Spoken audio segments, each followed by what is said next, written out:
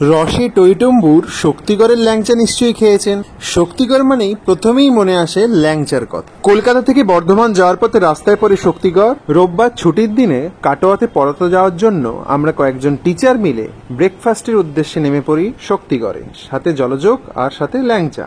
কলকাতা থেকে বর্ধমান বা বর্ধমান থেকে কলকাতা যাতায়াতের পথে এই শক্তিগড়ে বিরতি নেন বেশিরভাগ মানুষ, সেরে নেন হালকা জলযোগ, আর সেই জলযোগে প্রায় সবার পাতেই যে খাবারটি চোখে পড়ে তা হলো ল্যাংচা। আমরা এখন শক্তিগড়ে যেটা ল্যাংচা বিখ্যাত। এই টুকি সামনে এগিয়ে যাচ্ছে, টুকি একটু হাত দেখা। কোথায় এসছিস? শক্তিগড় আদি ল্যাংচা ভবন, এখানে ল্যাংচার জন্য বিখ্যাত।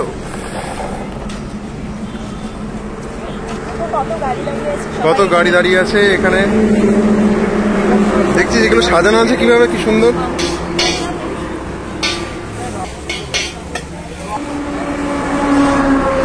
এই যে শক্তিগড়ের ল্যাংচা, গাওয়া ঘিয়ে স্পেশাল ল্যাংচা।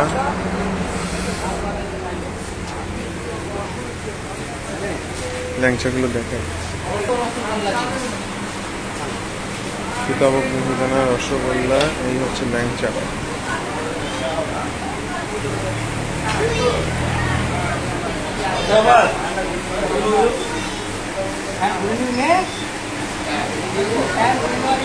দাদা এগুলো কোনটার কি দাম আছে দাদা?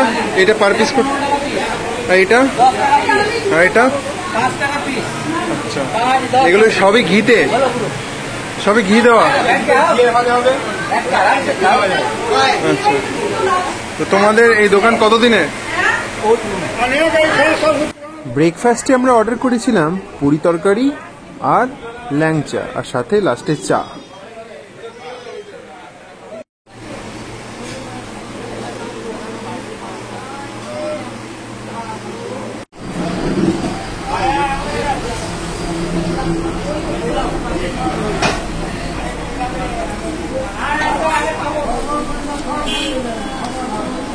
আমি বরাবর চাই করতাম, কিন্তু গতবারে তো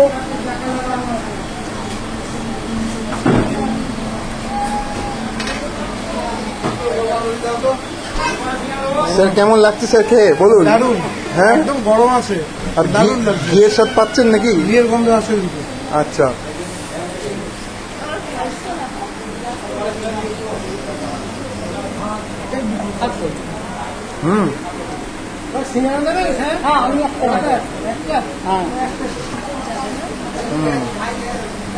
খেয়ে বলবি টুকি কেমন লাগবে এই ল্যাংচা।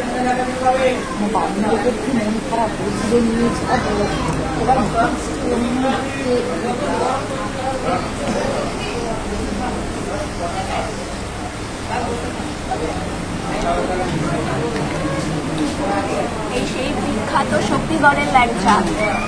হ্যাঁ বিখ্যাত, দেখো সাইজটা একবার দেখো, কিরকম শিং মাছের মতো দেখতে। শিং মাছ মাঝখানে এখানে চামচটা কেটে ছিল, খাবো। প্রচুর ভিড় দোকানটায়, প্রচুর। আর সবসময় 24 আওয়ার্স দোকানটা খোলা থাকে, মানে রাত্রেবেলা যখন খুশি তুমি আসো তুমি পাবে। চলো টেস্ট করি। চামচ ছেড়ে দিলাম, হাত দিয়েই খাই। কেমন? দারুণ দারুণ, ভরপুর, একেবারে রসে ভরা। আর গরম আছে না? না আমি দিচ্ছি স্যার, গরম গরম। আমি আপনারটা দিয়ে দিন, আমি আপনার দিন, আমারটা দিয়ে দিন। খুব সুন্দর গরম। ভিতরে আবার একটা করে কিছু ওই জিরে গোছের রয়েছে, হেভি লাগে।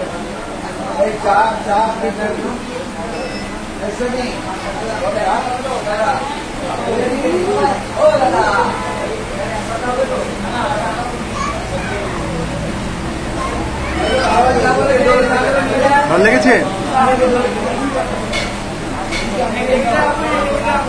পূর্ব বর্ধমানের সীমানা ছাড়িয়ে গোটা রাজ্যে ছড়িয়ে পড়েছে শক্তিগড়ের এই ল্যাংচার নাম।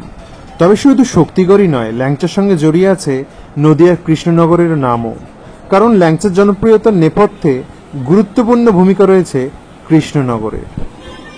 ল্যাংচা ছাড়াও বিভিন্ন টাইপের সন্দেশ, মিষ্টি, শুকনো খাবার জিনিস অনেক কিছু কিন্তু এই দোকানে পাওয়া যাচ্ছে, যেমন সোন পাপড়ি, এছাড়াও অনেক কিছু মিষ্টি জাতীয় খাবার, জলের বোতল সব কিছুই রেখেছে এই দোকানে। আমরা ঠিক করি যে আমরা ব্যাক করবার সময় কাটোয়া থেকে কলকাতা যাওয়ার পথে শক্তিগড়ে নেমে আমরা কিছু ল্যাংচা ঘরের জন্য নিয়ে নেব।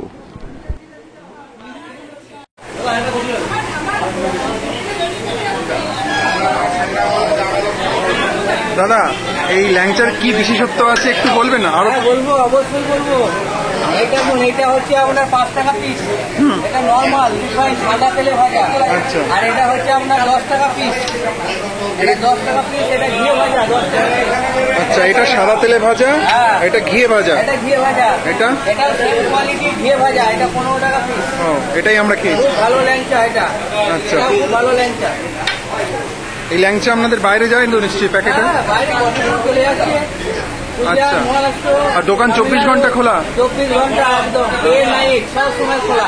ওকে, আজকে আসছি, রাতে নেব। এই দেখো সীতাভোগ মাত্র 200 টাকা কেজি, এখানে মতো দাম কম মতো পাবেন না। 200 টাকা কিলো? হ্যাঁ, মিহিদানাও সেম রেট, 200 টাকা কেজি। খুব ভালো মিহিদানা। আমি এবার চলে এসেছি ভাড়ার ঘরে। এগুলো কি সাদা তেল? ডালডা? মানে যেখান থেকে এই ল্যাংচাগুলো তৈরি করার কাজ চলছে। দেখে নিলাম পরপর কিভাবে দাদারা ল্যাংচা তৈরি করছে। এবার এইগুলো কি মিষ্টি রসে ছাড়া হবে, তাই তো?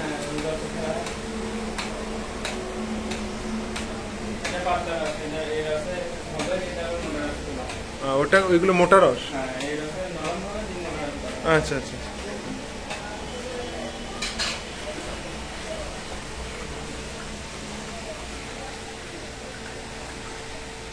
তোমাদের এখানে এই ল্যাংচা মহল মানে তো ল্যাংচার এরকম অনেক দোকান রয়েছে, তো কোনটা সব থেকে পুরনো বোঝা যায় না।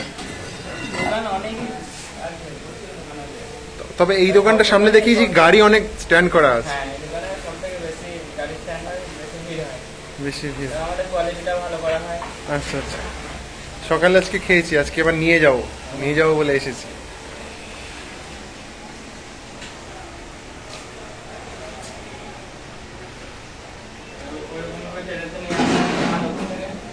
এই ল্যাংচার এগুলো মাখা হয়েছে, এগুলো কি পুর?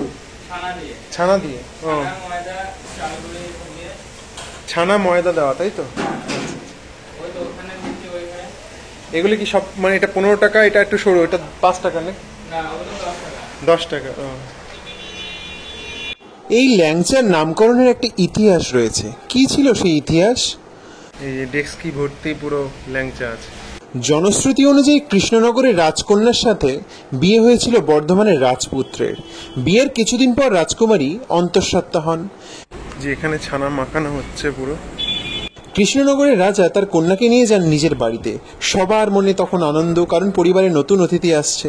কিন্তু এমন খুশির মাঝে তৈরি হয় এক নতুন বিপত্তি। মুখের রুচি হারিয়ে ফেলেন রাজকন্যা। রাজবাড়ির রাজভোগও তার বিস্বাদ মনে হতে থাকে। মেয়ের এই অবস্থা দেখে রাজা পড়লেন মহা দুশ্চিন্তায়। কি করা যায়? ভালো করে প্যাক করে দেবেন। উপায় খুঁজতে মন্ত্রিসভার বৈঠক ডাকা হলো রাজ্যের বড় বড় হাকিম কবিরাজদের। এরই মাঝে রাজকন্যা নিজেই তার বাবাকে জানান তার শ্বশুরবাড়িতে থাকতেন এক ময়রা। তাকে একটি কালো রঙের ভাজা মিষ্টি রসে ডুবিয়ে রাখতে তিনি দেখেছিলেন। সেই মিষ্টি খেলেই নাকি তার মুখে রুচি ফিরতে পারে বলে বাবাকে জানান রাজকন্যা। কিন্তু তার সেই কন্যা সেই ময়রার নাম বলতে পারেননি। শুধু বলেছিলেন ময়রাটির একটি পায়ে সমস্যা ছিল, তিনি খুঁড়িয়ে চলতেন। এরপরই রাজা বর্ধমানে তার দলবল পাঠালেন সেই ময়রাকে খুঁজে আনতে। অবশেষে তাকে খুঁজে নিয়ে যাওয়া হলো কৃষ্ণনগরের রাজবাড়িতে। তিনি রাজকন্যার জন্য বানালেন সেই ভাজা মিষ্টি এবং তা রসে ডুবিয়ে নরম করে পরিবেশন করলেন রাজকন্যাকে। শুধু রাজকন্যাই নয়, সেই মিষ্টির স্বাদে মজে গেলেন স্বয়ং কৃষ্ণনগরের রাজাও। মিষ্টি খেয়ে রাজকন্যার মুখে রুচি ফিরেছে এমন খবর ছড়িয়ে পড়ল চারিদিকে। তবে সেই মিষ্টির নাম কি তা কেউ জানতেন না। অবশেষে সেই ময়রা যিনি এই মিষ্টি বানিয়েছিলেন, তিনি যেহেতু লেংচে হাঁটতেন, কৃষ্ণনগরের রাজা এই মিষ্টির নামকরণ করলেন ল্যাংচা। ময়রাকে খুশি হয়ে প্রচুর উপহারও দেন রাজা। টুকি এখন শক্তিগড়ের ল্যাংচা মহলে এসেছে, আদি ল্যাংচা মহল। সেখান থেকে ল্যাংচা তো নেওয়া হয়েছে এবং সাথে নেওয়া হচ্ছে সীতাভোগ আর মিহিদানা। টুকি, হ্যাঁ,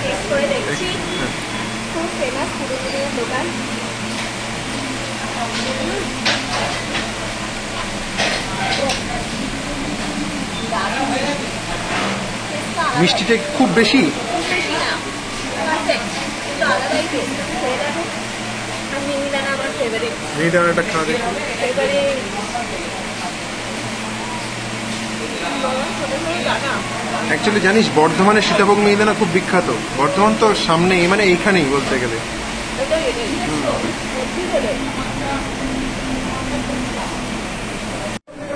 আচ্ছা, এখানে টুকি এই সিঙ্গারাটা খেয়ে বলছে একটু আলাদা ধরনের, পুরটা নাকি আলাদা ধরনের, ওর কেমন লেগেছে, কি কি দেওয়া হয়েছে বলতে পারিস? পুরটা কি দেওয়া হয়েছে মানে পুরের মধ্যে আলু যা দেয় তাই।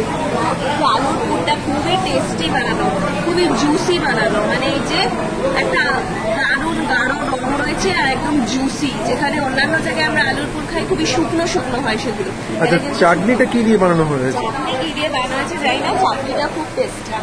সবকিছুই মিষ্টি আছে, চাটনিটাও মিষ্টি, চাটনিটার মিষ্টিটাও বেশি মিষ্টি না বেশি ইয়েও না, খুব টেস্টি। ওকে দাদা, এই চাটনিটা কি দিয়ে বানানো, কিসের চাটনি গো? এটা তেঁতুল, তেঁতুল। আচ্ছা, তেঁতুলের না পাঁচফোড়ন, তেঁতুল, পাঁচফোড়ন, আমাদের আমাদা। ও শুকনো লঙ্কা, আচ্ছা, চিনি, চিনি, তেঁতুল, পাঁচফোড়ন, শুকনো লঙ্কা আর আমাদা, এই জন্য এত টেস্ট। কি করে করে বলো? গরম জল করে, হালকা গরম জল করে তেঁতুলটা ভিজিয়ে রেখে দিলেন, ঘন্টা 2-3 ভিজানো থাকবে। তেঁতুলটাকে ভালো করে চটকে নেবেন, ভিজি করে এগুলো তুলে ফেলে দেবেন, দিয়ে তারপরে কড়াই 5 ফোড়ন যেগুলো বললাম তেল দিয়ে ওইগুলো দেবেন, দিয়ে নেড়ে দিয়ে ওইটা ঢেলে দেবেন, দিয়ে তারপরে হালকা একটু রং দেবেন, হলুদ রং দেবেন, তারপর চিনি দেবেন, ফুটবে, আস্তে আস্তে মোটা হয়ে যাবে। তখন সময় লাগে অনেকক্ষণ ফুটতেই।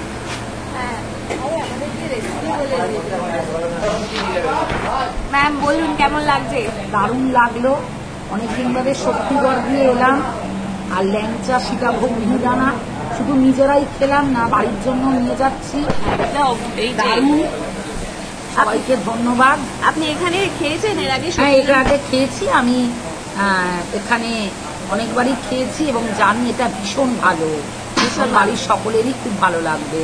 তাহলে এখানে এলেই নিয়ে যাওয়ার একটা ইচ্ছা হ্যাঁ, জাগে, তাই নিশ্চয়ই না? নিশ্চয়ই। বেশ।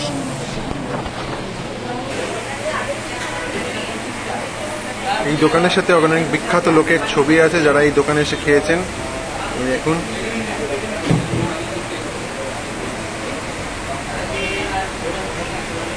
বিভিন্ন ফিল্ম অ্যাক্টর, অ্যাক্ট্রেস এবং রাজনীতিবিদ। এলাকার প্রবীণদের কেউ কেউ বলে থাকেন কৃষ্ণনগর থেকে বর্ধমানে ফিরে শক্তিগড়ের ল্যাংচার দোকান চালু করে সেই ময়রা। তারপর থেকে ল্যাংচার বিক্রি শুরু হয় বলে মনে করা হয়। ল্যাংচার প্রধান উপকরণই হলো ছানা, তার সঙ্গে ময়দা ও চালের গুঁড়ো ভালো করে মিশিয়ে মেখে নিতে হয়, আর সেই মিশ্রণের সঙ্গে খোয়াকির দেওয়া হয় গুণগত মান ও স্বাদ বাড়াতে। খোয়াকির ও মিশিয়ে মিশ্রণটিকে ল্যাংচার আকার দিয়ে প্রথমে ভেজে নেওয়া হয়, তারপর সেটিকে গরম করে রসে ভেজানো হয়। ব্যাস, তাহলেই তৈরি ল্যাংচা। বর্তমানে সেই শক্তিগড়ই ল্যাংচার আতুর ঘর।